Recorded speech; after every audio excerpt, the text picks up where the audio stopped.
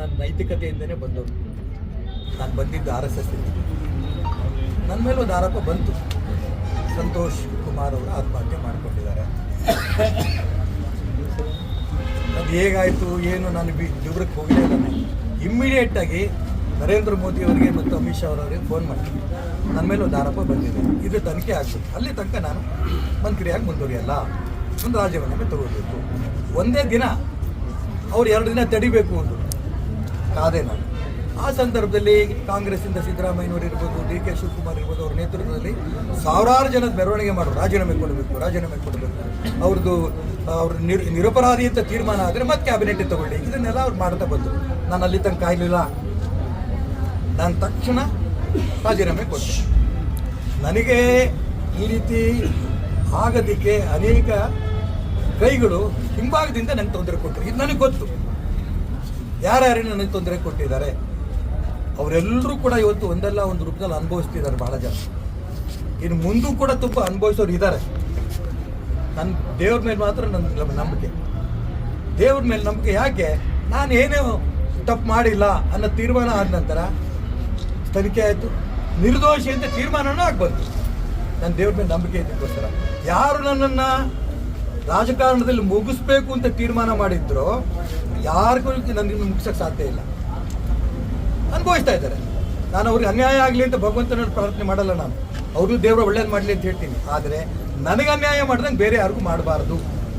ನಾನು ಭಗವಂತನ ಮೇಲೆ ನಾನು ನಂಬಿದ್ದೇನೆ. ನನ್ನ ರಾಜಕಾರಣ ಇದೆ. ಸರ್, ಯಾರ ಹೆಸರು ಹೇಳ್ಬೋದು? ಹೇಳಲ್ಲ.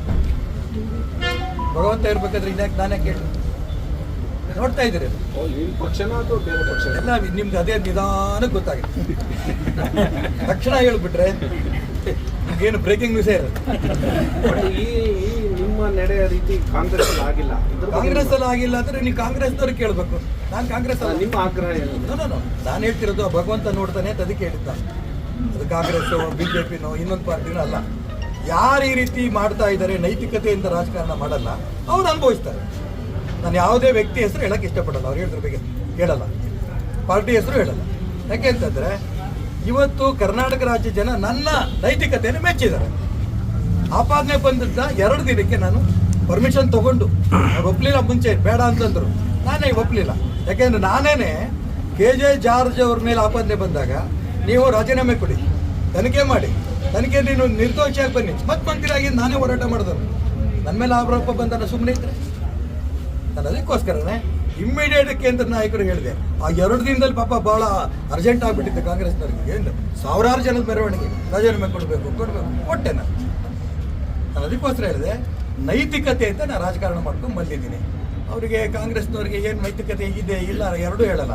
ಯಾಕೆಂದರೆ ಅವ್ರು ಹೇಳ್ತಾ ಇದ್ದಾರೆ ಖರ್ಗೆ ಹೆಸರು, ಪ್ರಿಯಾಂಕಾ ಖರ್ಗೆ ಹೆಸರು ಅವರು ಡೆತ್ ನೋಟಿಗೆ ಬರೆದಿದ್ದಾರೆ ಅಂತ BJP ಹೇಳ್ತಾರೆ. ಪ್ರಿಯಾಂಕಾ ಖರ್ಗೆ ಹೆಸರು ಡೆತ್ ನೋಟಲ್ಲಿ ಇಲ್ಲ ಅಂತ ಕಾಂಗ್ರೆಸ್ನವ್ರು ಹೇಳ್ತಾರೆ. ನಾನು ಎರಡರ ಬಗ್ಗೆನೂ ಹೇಳಲ್ಲ. ಅದಕ್ಕೋಸ್ಕರ ನಾನು ಹೇಳ್ತಿರೋದು ಇಲ್ಲಿ ನೈತಿಕತೆ ಪ್ರಶ್ನೆ. ಭಗವಂತ ಇದ್ದಾನೆ, ಇವನ್ನೆಲ್ಲ ಭಗವಂತ ಅಂತ ಯಾಕೆ ಇರ್ತೀವಿ ನಾವು ಸಾಧು ಸಂತರಿಗೆ?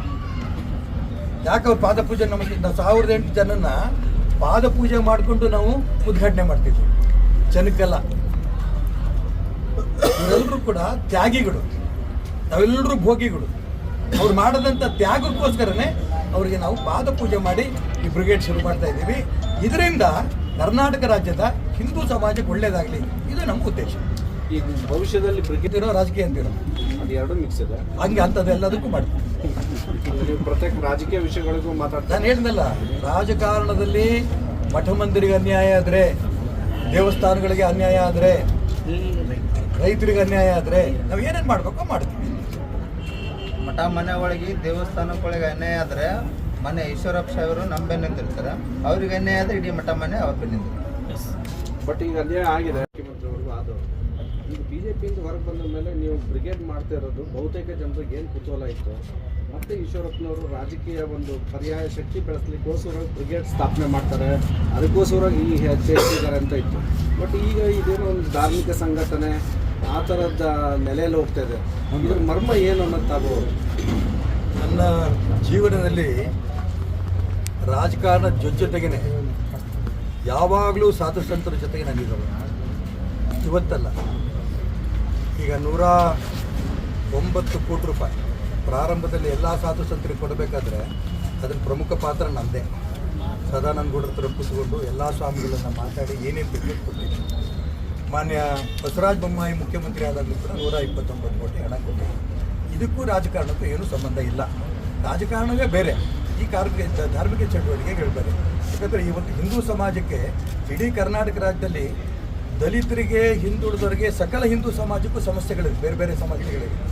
ಆ ಸಮಸ್ಯೆಗಳನ್ನು ನೋಡೋದಕ್ಕೆ ಯಾರೂ ಇಲ್ಲ. ಉದಾಹರಣೆಗೆ ನಿನ್ನೆ ಒಂದು ಕ್ಯಾಬಿನೆಟ್ನಲ್ಲಿ ತೀರ್ಮಾನ ತಗೊಂಡಿದ್ದಾರೆ. ನಮ್ಮ ಸರ್ಕಾರ ಇರ್ಬೇಕಾದ್ರೆ ಪ್ರತಿ ಜಿಲ್ಲೆಗೂ ಒಂದು ಗೋಶಾಲೆ ಆರಂಭ ಮಾಡಬೇಕು ಅಂತ ತೀರ್ಮಾನ ಮಾಡಿದ್ವಿ. 14 ಗೋಶಾಲೆ ನಾವು ಮಾಡಿದ್ವಿ.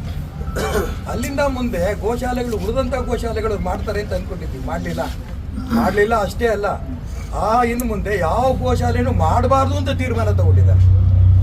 ಇದು ಹಿಂದೂ ಧರ್ಮಕ್ಕೇ ದೊಡ್ಡ ಪೆಟ್ಟು. ಗೋಶಾಲೆಗಳು ಆರಂಭ ಆಗಬೇಕು ಅಂತ ಒಂದು ಉದಾಹರಣೆ ನಾನು ಕೊಟ್ಟಿದ್ದು. ಎರಡನೇದು, ಇದೆಲ್ಲ ನಾವು ನೋಡ್ತಾ ವಕ್ಫ್ ಪ್ರಾಪರ್ಟಿ ಬಗ್ಗೆ ನೋಡ್ತಾ ಇದ್ದೀವಿ.